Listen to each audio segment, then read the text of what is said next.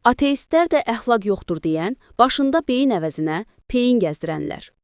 Aybaşından tam təmizlənməyən, yəni aybaşılı və ərli qadınla yatan Davud Peyğəmbəriniz haqqında müqəddəs kitabınızda yazılanlar.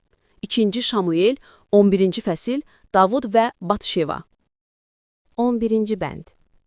Bahar gələndə, padşahlar müharibəyə çıxan vaxt, Davud Yoavı, zabitlərini bütün İsrail ordusu ilə birlikdə müharibəyə göndərdi. Onlar Ammonluları qırıb, Rabbanı mühasirəyə aldılar. Davud isə Yerusəlimdə qaldı. 2-ci bənd. Bir axşam çağı, Davud yatağından qalxıb padşah sarayının damı üstündə gəzişirdi. O damdan baxıb gördü ki, bir qadın yuyunur. Qadın çox gözəl idi.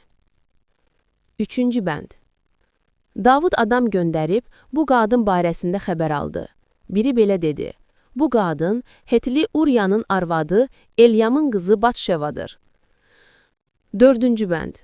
Davud qasidlər göndərib onun yanına gətirtdi. Qadın onun yanına gələndə hələ aybaşı murdarlığından təmizlənməkdə idi. Davud onunla yatdı və sonra qadın evinə qayıtdı. Qadın bundan boylu olub Davuda mən hamiləyəm deyə xəbər göndərdi.